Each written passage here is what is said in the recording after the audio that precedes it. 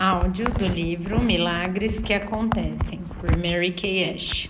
Capítulo 1. Você pode. Há 4 tipos de pessoas nesse mundo. Aquelas que fazem as coisas acontecerem, aquelas que assistem os acontecimentos, aquelas que se perguntam, o que aconteceu? E aquelas que não sabem de nada do que aconteceu. Soube desde muito cedo que eu queria estar no primeiro grupo desta lista. Aquelas que fazem as coisas acontecerem. E, desde então, aprendi que as pessoas de sucesso são diferenciadas por sua personalidade, seus objetivos e suas habilidades. Especificamente, elas têm o seguinte: entusiasmo com um propósito, disciplina, vontade de trabalhar, de servir, de aprender, determinação, apreço pelos outros. Aprendi essa lição, mas não quer dizer que foi fácil ou que ela tenha caído no meu colo. Quando eu tinha 7 anos, meu pai voltou para casa depois de passar 3 anos em tratamento num sanatório. Apesar de terem controlado a sua tuberculose, ele não estava completamente curado. Durante todo o resto da minha infância, ele permaneceu inválido e necessitava muito de carinhosos e amorosos cuidados. Por todos aqueles anos, minha mãe foi o único suporte de nossa família. Ela se formou enfermeira, mas apenas encontrou trabalho como gerente de um restaurante em Houston. Não pagavam tão bem como atualmente, e sem dúvida o seu salário era ainda menor pelo fato dela ser mulher. Mamãe trabalhava 14 horas por dia, saía de casa às 5 horas da manhã, antes que eu acordasse, e voltava às 9 horas da noite. Frequentemente eu já estava dormindo. Meus irmãos mais velhos já não moravam mais conosco, portanto era minha responsabilidade cuidar do meu pai. Nunca me ocorreu que as coisas pudessem ser diferentes. Eu voltava da escola, limpava a casa, fazia lição, eu aceitava tudo e mais, eu gostava disso. Embora algumas das minhas obrigações fossem supostamente difíceis para uma criança, nunca ninguém me disse isso. Como resultado, eu simplesmente fazia. Ainda assim, preparar as refeições era sempre um grande desafio. Minha mãe era cozinheira maravilhosa, mas essa tarefa era minha, quando ela não chegava a tempo de preparar o jantar. Com a tenra idade de 7 anos, eu jamais poderia ser considerada uma chefe de cozinha. Lembre-se de que não havia comida congelada ou restaurantes tipo fast food. Se papai queria chili ou frango para o jantar, eu não sabia como preparar, telefonava para a mamãe.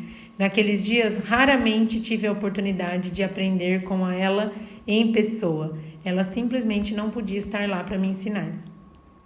Quantas vezes desde aquele tempo tenho dito, graças a Deus pelo telefone. Ele se tornou minha ligação e contato principal com mamãe. Sempre que a chamava, ela encontrava uma maneira de me dar algum tempo e pacientemente explicar o que tinha que ser feito. Alô, mamãe? Papai quer sopa de batatas para hoje à noite. Sopa de batatas? Tudo bem, querida. Primeiro pegue a panela grande, a mesma que você usou ontem. Depois pegue 2 batatas e ela ia me ensinava a receita passo a passo.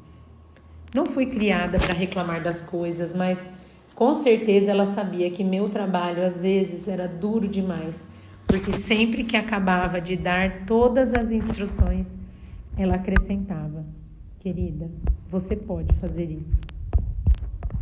Nossa situação familiar me levou a fazer muitas coisas que não são esperadas da maioria das crianças.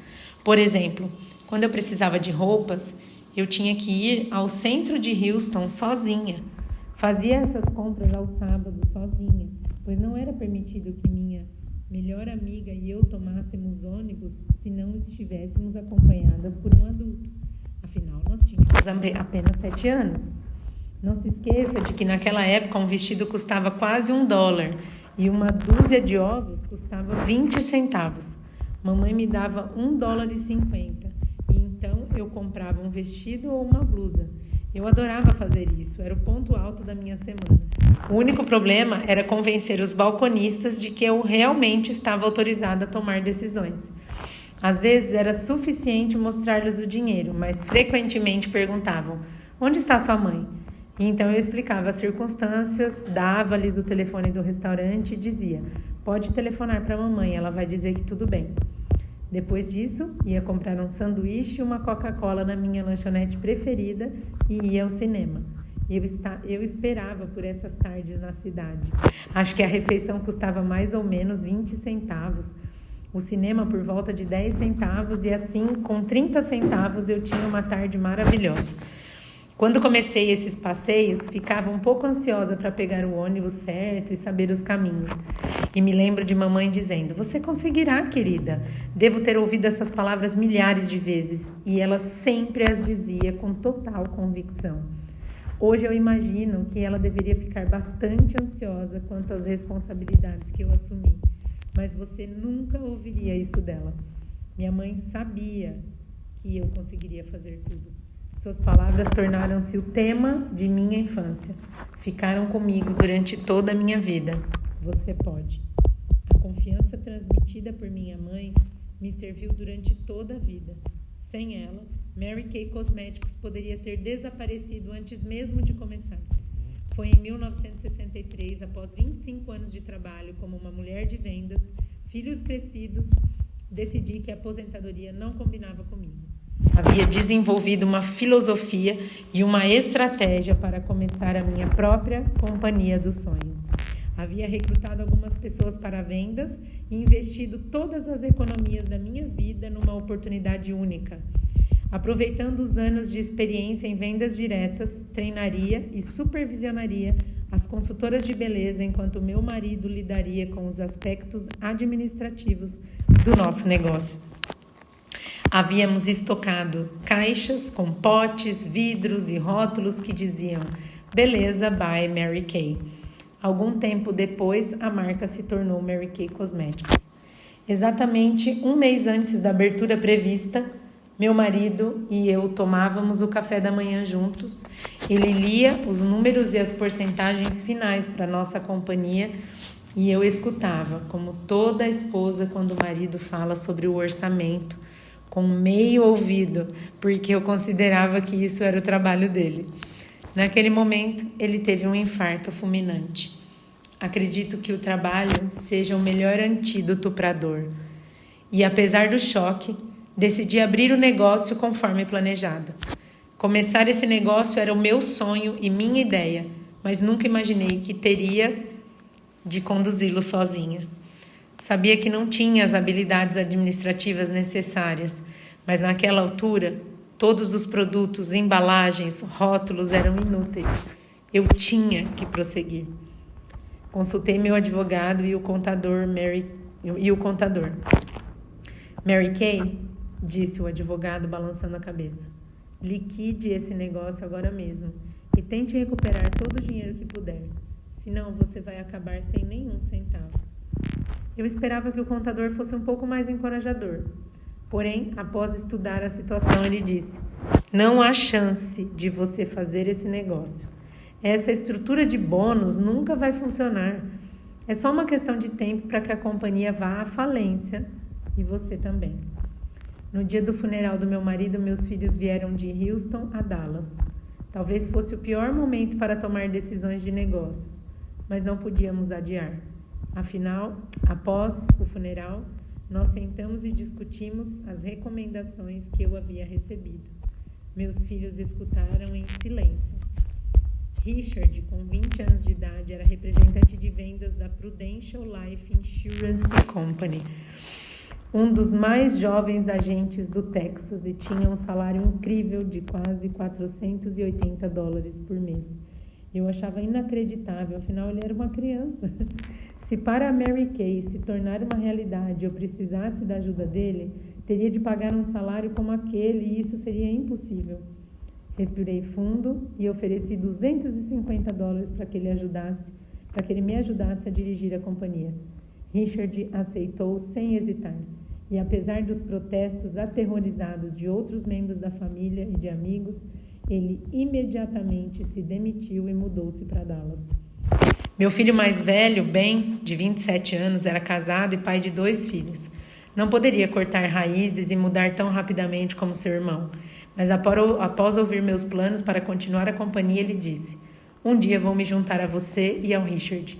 Então, com calma e deliberadamente, tirou do seu bolso o extrato de suas economias. O balanço mostrava $4.500, uma quantia que eu sabia que representava tudo o que ele havia economizado desde o colegial.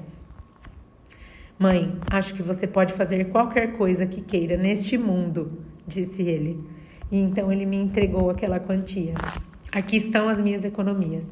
Se puder ajudá-la de algum modo, quero que aceite. 8 meses depois, quando precisávamos de alguém para lidar com a expansão do estoque, Ben deixou seu trabalho em Houston e mudou para Dallas com sua família. Naquela época, desistiu de um salário de $750 por mês e começou em nossa companhia pelo mesmo salário de Richard, $250. Mais tarde, minha filha Marilyn juntou-se a nós e tornou-se a primeira diretora de vendas da Mary Kay em Houston. Em 13 de setembro de 1963, um mês após o funeral do meu esposo, fundamos a Mary Kay Cosmetics. A empresa tinha, contando comigo, 9 consultoras e meu filho de 20 anos como administrador das finanças. Como eu sabia que eu conseguiria? Bem, eu não sabia. Não tinha uma bola de cristal. Tudo o que eu sabia era que eu tinha que fazer. E, pelas previsões do meu advogado e do meu contador, descobri que eles também não tinham bola de cristal. Além disso, eles não entendiam nada do negócio como eu entendia. Também sabia que nunca teria uma segunda chance de colocar meu sonho em ação. Se Mary Kay Cosmetics fracassasse, eu não voltaria para uma fácil aposentadoria.